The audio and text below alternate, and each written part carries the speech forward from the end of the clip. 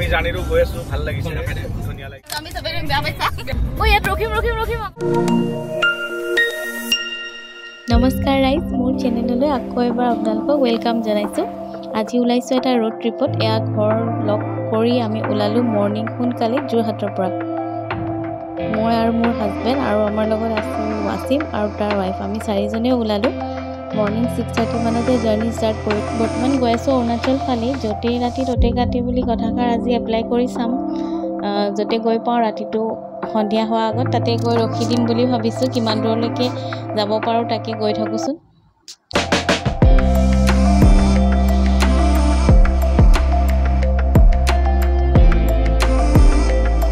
গছবোৰ একদম নতুনকৈ কুহিপাত ওলোৱাৰ বাবে ৰাস্তাটো বৰ ধুনীয়া হৈ আছে চাৰিওফালে গ্ৰীনাৰী আৰু তাৰ মাজেৰে বতাহ খাইকে আমি আগবাঢ়িলো আমি বৰ্তমান গৈ আছো তেজপুৰ সাইডলৈ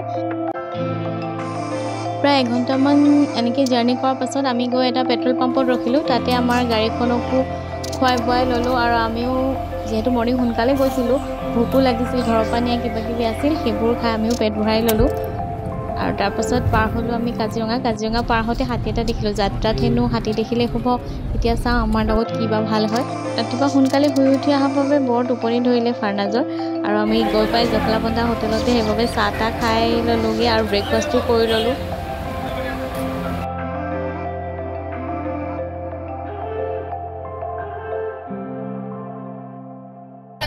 তামুল খাইছো আমি সবে বেয়া পাইছো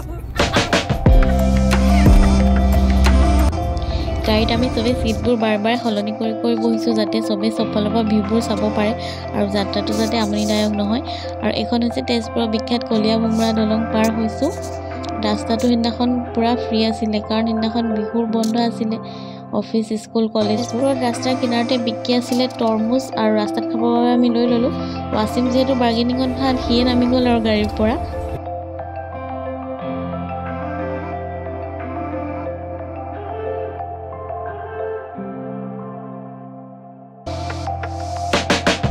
তেজপুৰ পাৰ হৈ বালিপাৰা পাৰ হৈ আমি পালোগৈ ভালুকপুং গেট সোমোৱাৰ আগতে ইনাৰ লাইন পাৰ্মিট বনাব লাগে যিহেতু আমি আগৰ পৰা বনাই অনা নাই ভালুকপুঙৰ গেটৰ ছাইডতে লেফ্টতে আছে অফিচটো যদি আপোনালোকে যায় তাতে বনাব পাৰিব আমাৰ প্ৰায় আধা ঘণ্টামান সময় লাগিল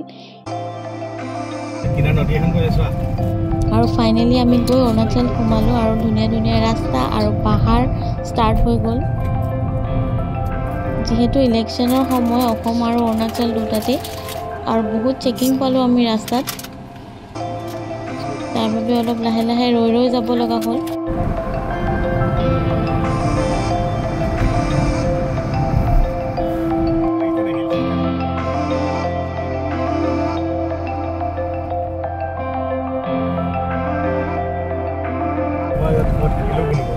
ডেষ্টিনেশ্যনটো যিয়ে নহওক ৰাস্তাবোৰ কিন্তু বৰ ধুনীয়া আছিল পাহাৰৰ মাজে প্ৰায় 1 ঘণ্টামান জাৰ্নি কৰাৰ পাছত চেঁচা পোৱা আগে আমি ঠাই এডোখৰত ৰখিলোঁ তাতে দোকান এখনত ঘৰুৱা কিবাকিবি ল'লোঁ আৰু গাড়ীৰ টায়াৰ প্ৰেছাৰটো অলপ কম কৰি লোৱা হ'ল কাৰণ যিমান আপত যাম টায়াৰ প্ৰেছাৰটো বাঢ়ি যাব আৰু গাড়ীখন চলাবলৈ অসুবিধা হ'ব আৰু ৰাস্তা ভাল আছিল যদিও মাজে লেণ্ডশ্লাইডৰ কাৰণে কিছুমান ৰাস্তা জেগাই বেয়াও আছিল আৰু ইয়াৰ ৰখিবলৈ হ'লেই গাড়ী কাৰণ পাহাৰ মানে ৱাটাৰফল ভিউ এইবোৰ চাওঁতে বহুত সময় লাগি যায়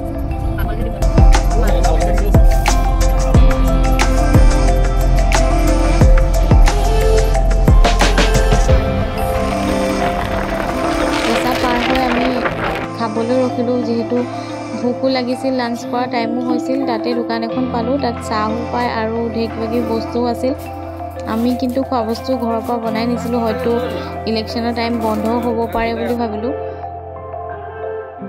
আৰু বহুত জেগাত বন্ধও আছিল একো খোলাও নাছিলে টাউনবিলাক ঘৰৰ পৰা আমি চিকেন পোলাও লৈ গৈছিলোঁ আৰু তাতে চাহ খোৱা জেগাও আছিল চাহ দিলে আমাক চাহ খালোঁ আৰু 4জনৰ কাৰণে ধুনীয়াকৈ জুৰি গ'ল পোলাওখিনি বনাই আনিছিলোঁ আৰু খাই বৈ ৰখি যোৱাটোৱে ৰোড ট্ৰিপৰ মজা কণ্টিনিউৱাছ জাৰ্নি কৰি থাকিলে গা বেয়া লাগি যায় কাৰণ পাহাৰৰ ৰাস্তাবোৰ একা বেকা হৈ যায় আৰু গৈ থাকোঁতে বৰ এটা ধুনীয়া ওখ পাহাৰ এটাত ঘৰ এটা দেখিলোঁ নাজানো তালৈ কোনফালেদি যায় আপোনালোকে যদি কেতিয়াবা গৈছে জনাবচোন। আৰু এতিয়া আমি টেঙা ভেলি পাবলৈ হ'ল। মাজে মাজে ৰাস্তা কিনাৰত ৰৈ আকৌ ফটো ভিডিঅ'জ ক্লিক কৰি ল'লোঁ। আৰু তাৰপাছত পালোঁগৈ বমডিলা পাৰ হৈ পামগৈ ডিৰাং। আৰু ডিৰাঙতে আমি ৰখি দিম বুলি ভাবিছোঁ, কাৰণ অলৰেডি 4টামান বাজিয়ে গৈছিলে আমি ডিৰাং পাওঁ মানে। আৰু এটা কথা, অৰুণাচলত আপোনালোকে গুগল মেপছক কেতিয়াও বিশ্বাস নকৰিব।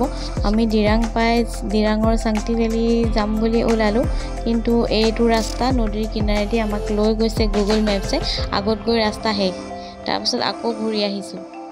বিশেষকৈ অৰুণাচলত গুগল মেপছক বিশ্বাস নকৰাই ভাল। যদি কোনোবা মানুহ দেখা পায় ৰাস্তাত বা দোকান দেখা পায়, তেওঁলোকক সুধিলে ৰাস্তাটো ধুনীয়াকৈ কৈ দিব।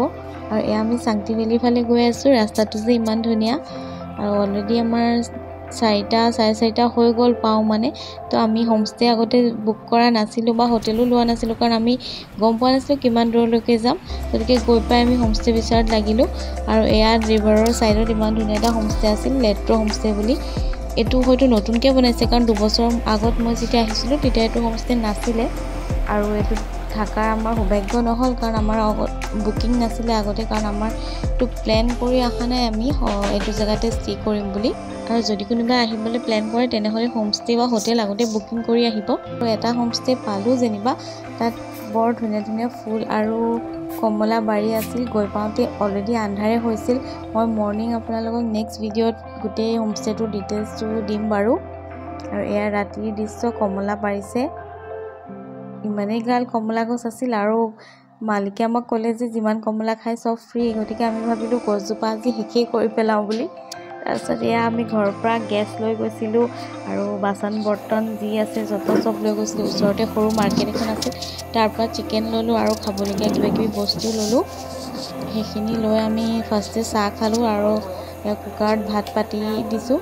হোমষ্টেটোত ছেল্ফ কুকিঙৰ ফেচিলিটিজ আছিল, গতিকে তেওঁলোকৰ কিটচেনতো ইউজ কৰিব পাৰি। আৰু নহ'লে আমি নিজৰ গেছ যিহেতু লৈ গৈছিলোঁ, গতিকে সেইটোকে ইউজ কৰিলোঁ।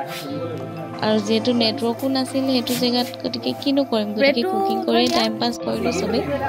আৰু ভালো লাগিল, সদায় নেটৱৰ্ক, ফোন কল, মোবাইল 5G পৰা অলপ আঁতৰি, আৰু এটা বেলেগ ধৰণৰ এক্সপিৰিয়েঞ্চ।